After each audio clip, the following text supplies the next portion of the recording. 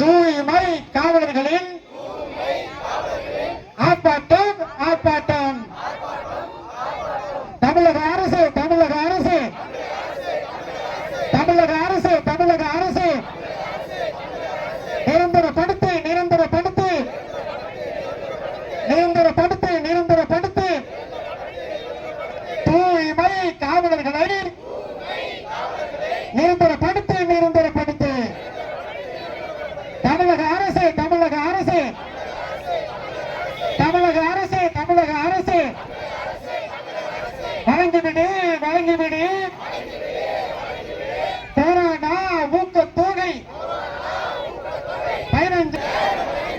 தமிழக அரசு தமிழக அரசு நிரந்தரப்படுத்து நிரந்தரப்படுத்து தூய்மை பணியாளர்களுக்கு நிரந்தரப்படுத்து நிரந்தரப்படுத்து தூய்மை காவலர்களை நிரந்தரப்படுத்து நிரந்தரப்படுத்து தூய்மை பணியாளர்களை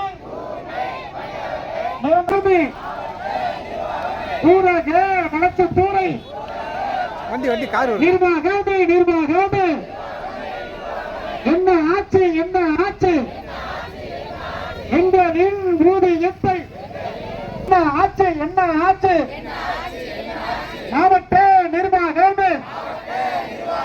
என்ன ஆட்சி என்ன ஆட்சி எஸ்ஆர்புக்கு நிரந்தரப்படுத்து நிரந்தரப்படுத்து தூய்மை காவலர்களை நிரந்தரப்படுத்து நிரந்தரப்படுத்து நிரந்தரப்படுத்து நிரந்தரப்படுத்து தூய்மை பணியாளர்களை பாடும் 10 லட்சம் மதிப்பீட்டில் வீடற்ற தூய்மை பணியாளர்களுக்கு வழங்கிவிடு வழங்கிவிடு.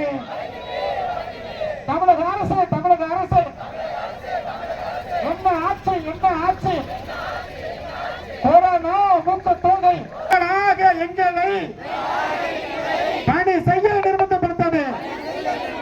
தமிழக அரசு தமிழக அரசு மாவட்ட நிர்வாகம் உடனடியாக வழங்கிவிடு உடனடியாக வழங்கிவிடு.